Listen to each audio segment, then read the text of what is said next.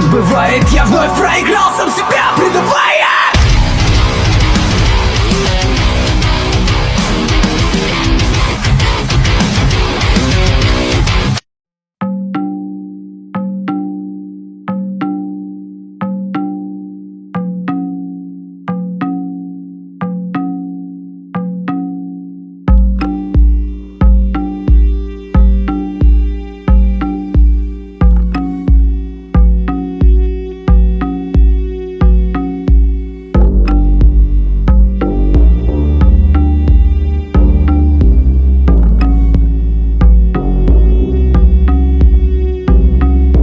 Selamat datang di channel Cerita Simbah. Piye kabare? Simbah doakan semuanya sehat selalu dan banyak rezeki, amin. Kali ini Simbah akan melanjutkan bercerita sebuah buku menarik dengan judul Kisah Tanah Jawa, unit gaib darurat yang ditulis oleh tim @kisah tanah Jawa. Tema kita yang pertama yaitu Suster Remuk. Ada saat aku melihat kebahagiaan ibu yang melahirkan anaknya di sini. Oh, berarti ini masih dalam sudut pandang Dr. Frederick ya. Kita lanjut. Ada pula saat aku melihat kematian dari pasien-pasienku. Di tempat yang sama, kelahiran dan kematian aku jumpai. Jaraknya antara lahir dan mati menjadi sangat dekat, dan aku merasa seperti sedang terjebak di tengah-tengahnya. Ketika sedang melakukan operasi, aku pernah merasa kesal terhadap perawat yang tidak mau mendengar perintahku. Dia membiarkan tangannya membelai rambut pemuda malang itu. Dia bukan perawat yang patah hati karenanya. Dia wanita dewasa yang tersenyum atas semua itu. Namun, itu senyuman yang selalu dihiasi air mata. Itu adalah kata dari Dr. Frederick yang dikutip oleh tim @kisah tanah Jawa. Kita lanjut. Hal itu bersamaan dengan perasaan yang belakangan merasa keadaan rumah sakit berubah menjadi sunyi, tapi kadang mendadak ramai kembali. Lalu balik menjadi sepi dan begitu seterusnya berulang-ulang. Pernah aku melihat seorang perawat tertatih-tatih mencoba duduk sambil menutupi perutnya. Aku menghampiri untuk menolongnya, tetapi dia menolak. Dia malah tertawa sekaligus menangis.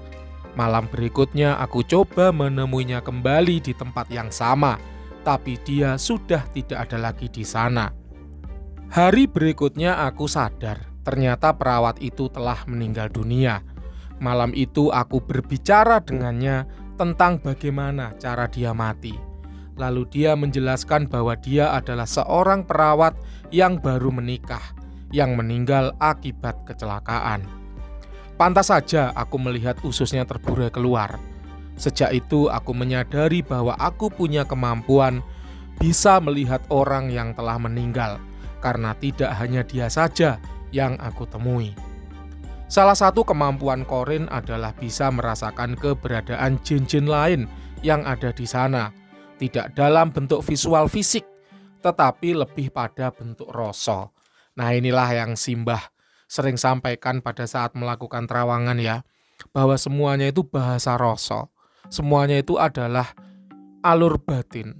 Jadi tidak bisa kemudian kita menerjemahkannya atau menerimanya secara tekstual. Secara tekstual itu maksudnya adalah secara bahasa itu A, maka kemudian kita terima sebagai A, itu tidak bisa. Karena bahasa rasa itu adalah bahasa isyarat. Bahasa rasa itu adalah bahasa batin yang perlu kecerdasan spiritual untuk menerjemahkannya dalam bahasa manusia. Kita lanjut. Tidak ada komunikasi yang terjalin di antara mereka, tetapi Corin dari Dr. Frederick tahu di mana ada sosok suster ngesot, suster remuk, dan jin lainnya. Lalu bagaimana mereka meninggal dan pertanyaan lainnya bisa Dr. Frederick dapatkan tanpa bertanya. Nah ini ya, ini menarik ini. Jadi bisa didapatkan tanpa bertanya, inilah keistimewaan bahasa batin yang terjalin antara ruh ataupun sukma dengan makhluk halus. Simbah pernah bercerita dahulu kala ketika pertama kali Simbah bertemu atau melihat yang namanya jin. Itu adalah dari bangsa buto ijo tapi wanita. buto ijo tapi wanita. Memang semuanya serba hijau, tapi dia berjenis kelamin wanita. Dan dalam sepersekian detik, Simbah bisa mendapatkan banyak sekali informasi. Ada dialog di antara kami, tapi tanpa bahasa, tanpa suara. Itulah yang kemudian Simbah sebut dengan bahasa rasa atau alur batin. Jadi kita bisa mendapatkan informasi tanpa bertanya. Ini mirip seperti seorang ibu yang melihat anaknya terluka. Tanpa anaknya perlu bercerita, si ibu ini bisa memahami apa yang ia derita. Kita lanjut. Dr. Frederick melalui korinnya cukup merasakan dan bisa melihat jauh ke belakang. Perasaan kesal korin Dr. Frederick pada perawat seperti yang diceritakan di atas membuktikan bahwa korin sejatinya bisa memiliki perasaan.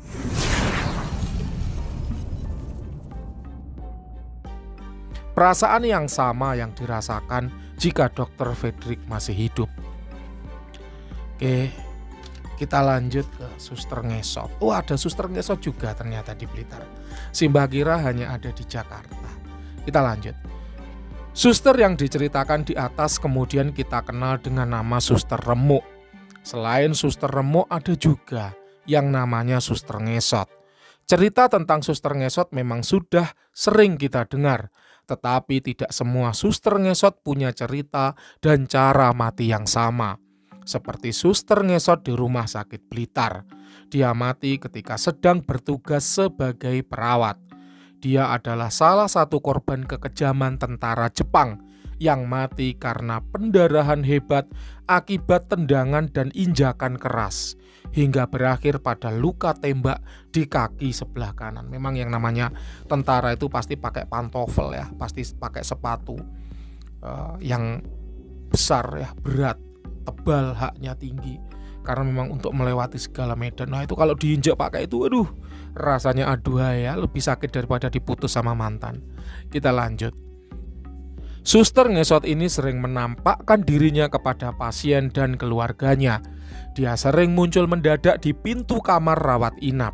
Saat pintu kamar sulit dibuka seperti terkunci dengan sendirinya, atau saat didorong terasa berat seperti terhalang sesuatu, bisa jadi suster ngesot itu sedang berada di balik pintu, menunggu kita melihat wajahnya yang memelah sedih seperti detik-detik sebelum kematiannya. Saat itu suster ngesot mencoba meloloskan diri dengan membuka pintu kamar. Tapi sayangnya, pendarahan hebat membuat nyawanya tidak tertolong. Dr. Frederick sedang bertemu dengan suster ngesot di bangunan paling tinggi di sekitaran kamar rawat inap rumah sakit. Amarah dan rasa sedih yang besar membuat suster ngesot ini sering menampakkan diri. Korin dari perawat ini masih tidak terima dengan kondisinya sekarang. Dia ingin manusia yang masih hidup mengerti perasaan sedihnya.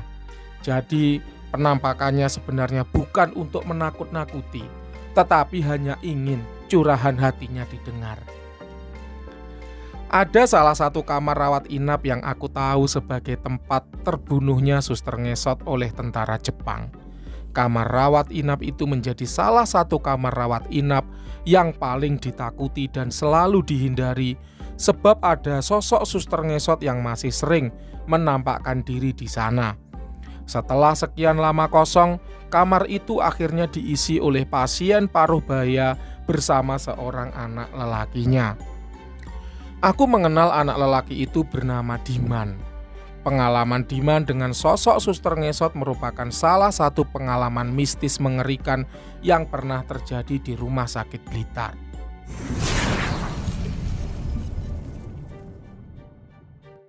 Saat itu sang ayah jatuh sakit dan mesti dirawat di rumah sakit. Awalnya tidak terjadi apa-apa, hingga kemudian Diman merasakan hawa yang tidak mengenakkan. Diman yang sedang mengerjakan tugas mengarang dari sekolah merasa ceritanya menarik perhatian penghuni kamar rawat inap yang sekarang ditempati oleh ayahnya. Sosok itu terus mengikutinya, bahkan setelah ayahnya tidak lagi dirawat dan kembali pulang ke rumah. Hidupku dipenuhi mimpi buruk dan aku harus menerima kenyataan bahwa aku selalu dihantui suster berseragam putih dengan luka di bagian kaki sebelah kanan. Ini adalah penuturan dari Diman. Seperti yang pernah kalian tahu, aku dapat merasakan kesedihan yang dialami oleh suster ngesot. Cerita tentang Diman ini bisa aku dapatkan dari jejak residual energi yang ditinggalkan perawat yang kini menjadi sosok suster ngesot. Jejak residual energi inilah yang kemudian menarik Diman untuk masuk. Tarikannya menjadi bertambah kuat ketika Diman dengan tugas cerita mengarangnya bertemu frekuensi yang sama dengan suster ngesot. Sebab cerita yang Diman tulis berhubungan dengan sejarah Rumah Sakit Blitar. Diman mendapat tugas dari sekolahnya untuk membuat sebuah cerita tentang tempat bersejarah pada masa penjajahan Jepang di Blitar. Berhubung dia sedang menunggu ayahnya di rumah sakit, dia pun memilih mengambil setting di Rumah Sakit Blitar pada masa pemberontakan PETA. Sambil menunggu ayahnya, Diman mulai menuliskan ceritanya. Paragraf pertama dibuka dari beberapa hari setelah pemberontakan PETA terjadi. Cerita Diman kurang lebih seperti ini. Ada seorang pria pribumi berlari dari salah satu kamar rawat inap dengan setengah telanjang dan luka di bagian tangannya. Dia merebut senjata dari tentara Jepang lalu menembakkannya ke arah mereka. Satu tentara Jepang berhasil tertembak di bagian dada. Dia kemudian lanjut berlari mencoba menyerang masuk ruangan yang ditempati banyak tentara Jepang. Nah ini ya. Diman menyukai film bergenre trailer. Hal itu mempengaruhi caranya menulis cerita. Diman kemudian lanjut menulis paragraf kedua. Semua tentara Jepang saat itu mencoba menahan pintu untuk mencegah pria pribumi itu masuk.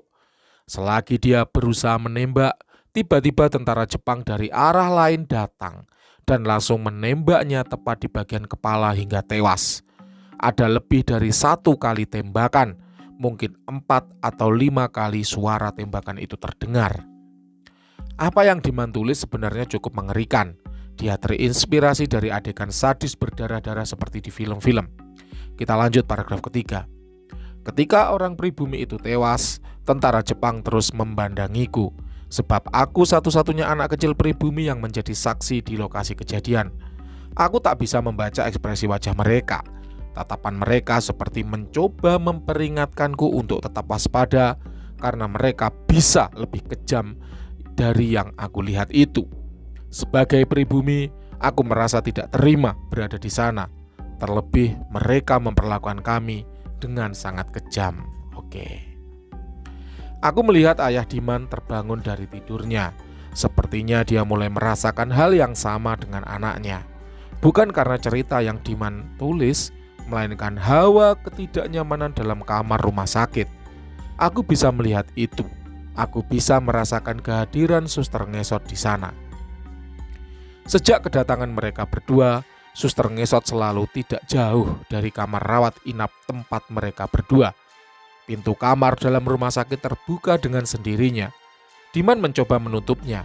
Ketika Diman berbalik, aku melihat pintu itu kembali terbuka. Diman yang menyadari hal itu keheranan, lalu menutupnya kembali, kemudian terbuka lagi dengan sendirinya. Diman sangat yakin sudah menutup pintu dengan benar. Aku bisa merasakan ketidaknyamanan yang dirasakan oleh Diman dan ayahnya. Ketidaknyamanan yang datang seiring kehadiran sosok suster ngesot di sekitaran kamar rawat inap. Saat Diman sedang asik menulis, dia mendengar seperti ada seseorang yang memanggilnya.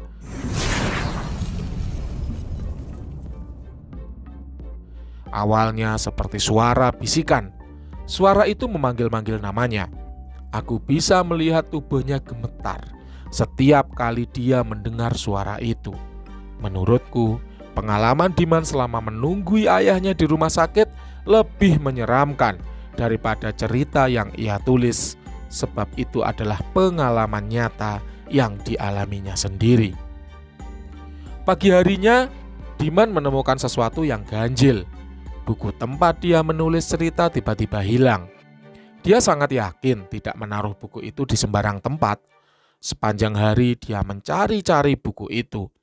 Jika tidak menemukannya, dia akan repot karena harus membuat cerita dari awal lagi. Diman bertanya kepada orang yang berada di kamar sebelahnya. Tidak bersebelahan langsung sih, tapi berjarak 4 kamar kosong. Dia pikir mungkin dia menjatuhkannya di depan kamar mereka. Dia menjelaskan betapa sangat membutuhkannya buku itu karena ada cerita untuk tugas sekolah. Zaman itu mungkin masih sekolah rakyat ya namanya ya, atau SR. Kita lanjut. Dia bingung karena tidak ada satupun dari mereka yang menjawab. Pembicaraannya malah dialihkan ke hal yang lain. Diman berusaha menceritakan isi buku itu kepada mereka, tapi dibalas dengan tertawaan. Satu dari mereka bahkan berkata, "Semua pasien di sini sangat mudah menjadi gila. Kamu sebaiknya tidak menunggu jadi gila sebelum menjadi penulis terkenal. Sebab Jepang tidak akan membiarkan kamu untuk hidup lebih lama di sini." Wow. Diman terdiam. Dia berhenti mencari buku itu dan berniat menulis ulang ceritanya. Namun, malam itu aku melihat suster ngesot membuka pintu dan datang menghampiri tempat Diman tertidur. Dia mencoba menarik selimut lalu menjatuhkannya ke atas lantai. Diman terbangun dengan mata yang langsung terbelalak. Tubuhnya tidak bisa bergerak. Aku bisa melihat ketakutan yang cukup kuat yang dirasakan Diman saat suster ngesot itu berada di hadapannya. Dia menatap Diman dengan tatapan nanar penuh kesedihan, tetapi tetap menyeramkan. Peristiwa itu hanya terjadi beberapa saat, lalu sosok mistis itu tiba-tiba menghilang. Meski begitu, Diman tidak bisa melanjutkan tidurnya lagi hingga terbit fajar. Esok harinya secara mengejutkan, Diman menemukan bukunya tepat di bawah selimut tempat tidur ayahnya. Dia bisa bernapas lega, apalagi hari ini ayahnya juga diperbolehkan pulang. Seorang petugas kebersihan mendatangi mereka yang hendak bergegas keluar dari ruang rawat inap. "Aku heran, kenapa kalian bisa bertahan begitu lama?" kata petugas kebersihan itu kepada Diman. Diman tidak mengerti apa maksud petugas kebersihan itu sampai akhirnya petugas itu bercerita. Dia pernah mendengar terjadi pembunuhan tepat di kamar rawat inap ini. Ada seorang suster yang ditembak mati oleh tentara Jepang. Sebelum ditembak, suster itu sempat dipukul di bagian kakinya. Suster itu mencoba melarikan diri dan meminta pertolongan dengan berjalan ngesot, kemudian membuka pintu kamar. Pintu berhasil terbuka, tapi semuanya sudah terlambat. Kakinya ditarik, lalu dia diinjak, ditendang, terakhir kakinya sebelah kanan ditembak. Suster itu tewas karena pendarahan yang hebat. Dari sudut lain, aku berdiri menyaksikan percakapan itu dan membenarkan semua peristiwa yang diceritakan oleh penjaga kebersihan itu. Mereka berdua, ayah dan anak itu, menempati kamar tempat terjadinya pembunuhan suster ngesot. Petugas kebersihan yang sudah berusia lanjut itu mengaku ia pernah mengganti spray yang terkena percikan darah dan mengganti gagang pintu yang sudah rusak akibat suster itu mencoba bertahan sambil memegangnya. Kuat. Saat itu Diman baru menyadari bahwa semua orang di rumah sakit ini sebenarnya mengetahui peristiwa itu. Hanya saja mereka menyembunyikan dari dirinya. Diman terkejut saat membuka buku dan mendapati ceritanya yang sudah banyak itu berubah. Suster itu menambahkan kejadian dirinya yang menjadi korban kekejaman tentara Jepang hingga akhirnya meninggal dunia.